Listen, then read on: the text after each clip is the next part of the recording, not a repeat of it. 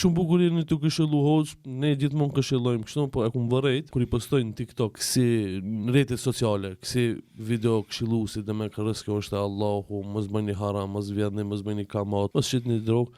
Ka plot komente të tillë, ju hoxhallar, ju keni parë, ju letë keni pritni hult, spononi. Nuk është e vërtet, kjo e para këtu janë domethënë shpif, janë trillime, janë fabrikime që s'është e vërtet, këto xhallar të punojnë. Do thotë ata që janë fytyra publike punojnë, jo kanë një punë, po ka 3-4 punë punojnë. Edhe realisht nëse punon si orar kohë domon punë, më shumë punon xhallar se këtë tjetër. Sa të pinë namaz sabat, në ora domethënë tani është në ora 5:30 e deri domethënë mbrëmje kur është jacia në ora 7 tash, do thotë ato janë aktivitet përhershëm. Ato që janë imam xhamie, po ato që janë profesorë në medrese, ato që janë profesorë në universitete, ata që punojnë edhe gjatë kohës, për shembull puna e shkrimit, puna e përkthimit, puna e ligjerimit, këto janë punë të mëdha psikofizike që e lodhin njeriu. Bile shpesh neve na ndodh kur ligjerojmë nuk e konsiderojmë punë. Kur ndodh me ligjeru bashkë në 2-3 vende, atë shumë lodhesh ti psikofizikisht që domethënë nuk ki vullnet as me bëma vet me dikan.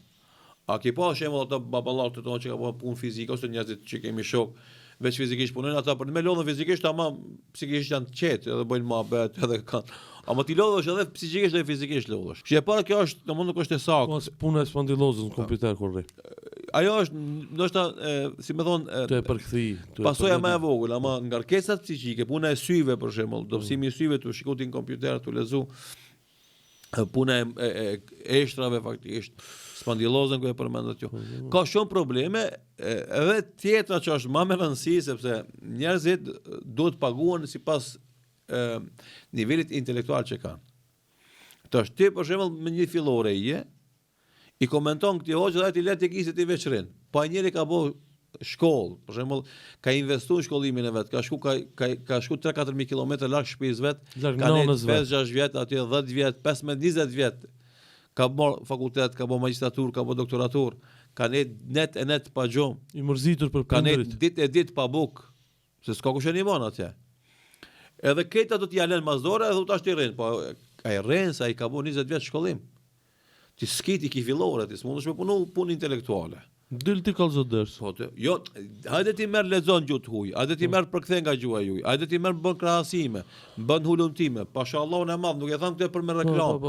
Ama kanë kur zhytemi na për libra na me lexu, bllokohet truni. Këtë domodin nuk edhe thu bile më kesha para 3 natëve në hoxhiri, ma çoj një libër për me kontrollu, një shkrim realisht, jo një libër, i thasha ma bën hallall nesër, thashë sot kanë bllokuar s'po mundshëm më. Po.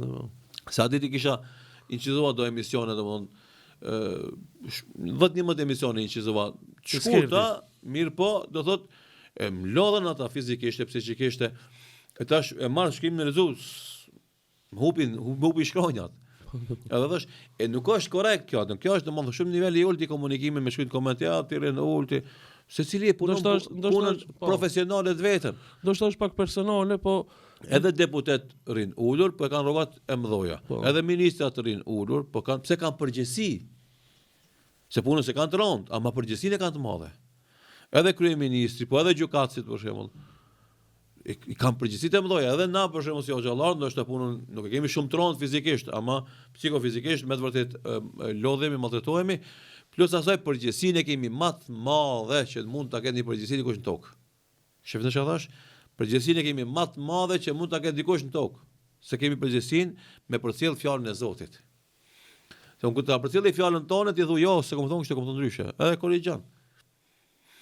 Ama unë nëse folën emrin e Zotit edhe ja shtrembroj kuptimin e fjalës së Zotit, mund pret ditë llogaris. Edhe andaj Allahu i Madhërisëm i ka këshillu dietarët që të jenë sinqert në fjalimet e tyre, që të janë të vërtetë në premtimet e tyre dhe në qëndrimet e tyre dhe vazhdimisht kontrollojnë atë që e flasin, që mos flasin në emrin e Allahut pa dije. Madje në Kur'an të folish për Allahun pa detyrimisht llogarit mëkati më i madh edhe se shirku. Se të janë veshish Zotit diçka që s'e ka thonë. E tani na vazhdimisht kur flasim ka thonë Allahu Dhu Xhelal, ka thonë pejgamberi sallallahu alaihi wasallam, kjo është të folish në emrin e Zotit, në emrin e fesë. E përgjegjësia është shumë e madhe. Edhe për këtë arsye do thotë punojnë hoxhallar. Po flas për njerëzit serioz, për njerëzit që japin hakun tash normalisht në çdo profesion ka edhe të futur brenda atij profesioni, që janë janë meritor me kon pjesë të atij profesionit.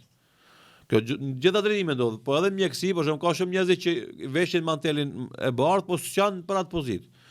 Edhe polici ka shumë njerëz që veshin uniformë polici, po s'janë për atë pozitë. Shumë njerëz veshin rrobat e gjykatit, po s'janë për atë punë. Edhe to xhallar ka njerëz që janë fut, s'janë të asaj punë, të asaj lemie, ama na flasin për shumicën ndërmuese që kjo. E treta që do të thonë është se realisht sa punojnë hoxhallarët. Çfarë shkollimi kanë? Çfarë kontributi japin, ata i kanë pagat më të vogla të mundshme. Edhe të ardhët i kanë më të vogla piketëve. Edhe është, domethënë, është e turpshme ti me fol të mohabete kur nëse i kthehemi inkomave, domethënë faturave të rrogave, e shohim se ato janë minimale. E katërta, domethënë çka është edhe më e keqe se kjo, është se shumë herë nuk i marrin as ato. As ato paga, as ato rroga. E pesta është se hoxhallarët nga mësimet e islamit, jo vetëm hoxhallarët, por edhe besimtarët, do të nuk qahen, nuk ankohen, nuk janë lypsa. E tash, kjo pozitë e njeriut të ndershëm reflekton të njerëzit tjerë se ky që ka i pasur që slip, që ka i pasur që s'ankohet. Allahu i madhëshëm këtë fenomen e ka treguar në Kur'an, kur flet për besimtarët e vërtet, thot ata, thot yahsabuhumul jahilu min at-ta'affufi aghniya. Ignoranti kur e shef ata besimtarët e varfër, shokët e Muhamedit sallallahu alaihi wasallam, nuk mund ta kupton se janë të varfër nga ndershmëria e tyre e lartë. Sa ata nuk lipin, nuk ankohen. Atë që kanë të ofrojnë, për shembull, kjo ndodh edhe sot, na kemi shumë fukara që më shumë kontribuojnë për projekte të ndryshme fetare dhe kombëtare se sa të pasur. Ai s'ka bukë me hangër, po atë që ka jep. A tjetri, çka s'ka, po nuk e jep sa jep ky. Edhe andaj edhe një pjesë e madhe e xhallarëve është edhe ky fenomen shumë i dukshëm, ata janë të ndershëm, janë të moralshëm dhe nuk e nënçmojnë veten me zgjat dorën, me lyp.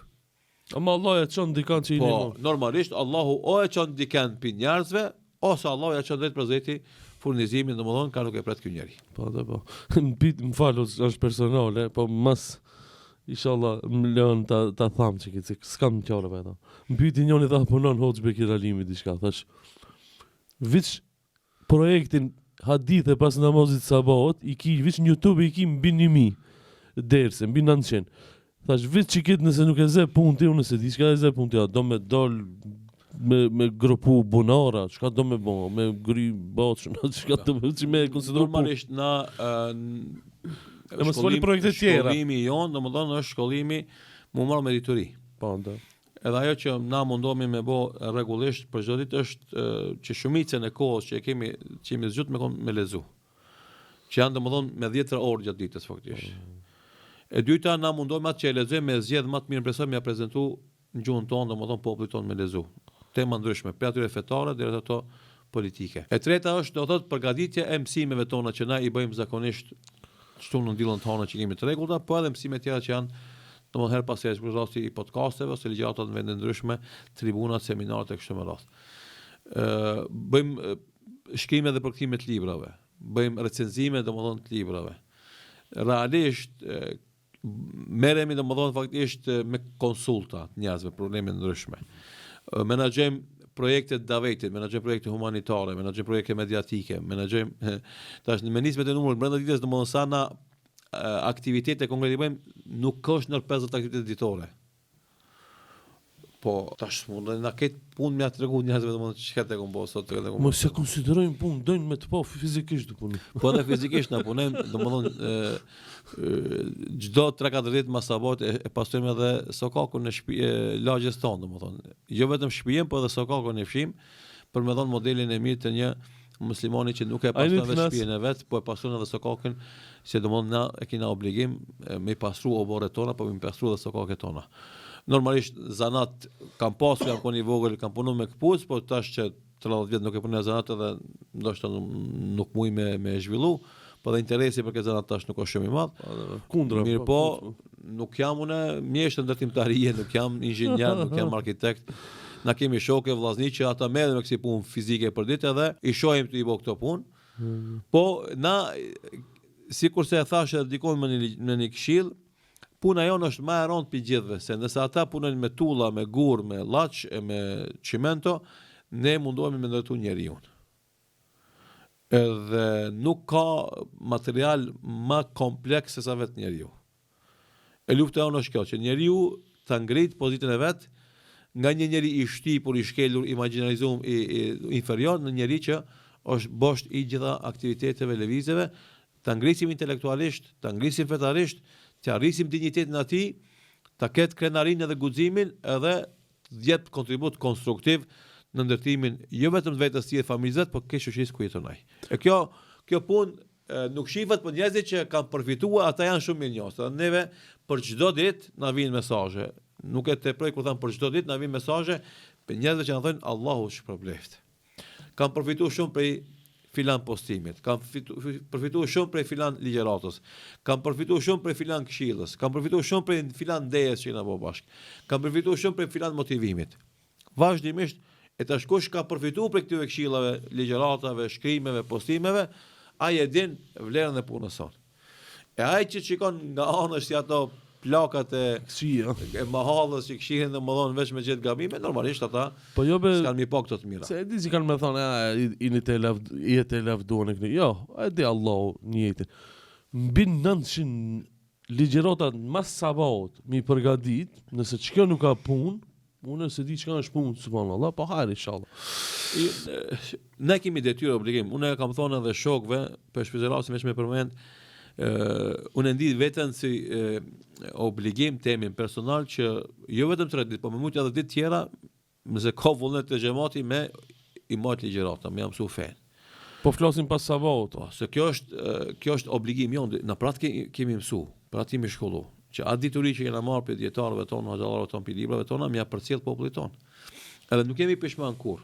Edhe elhamdulillah e ndim veten krenar që e bëjmë këtë shërbim, këtë hizmet popullit tonë dhe kena me vazhdu me bosat kemi jetë, sa të kemi shnet inshallah taala. Allah na e vet shnet e ymër e mundësi që mos mundar derisa të kemi frim me qenë shërbimin e fesë islame, shërbimin e vatanit tonë dhe popullit tonë inshallah taala.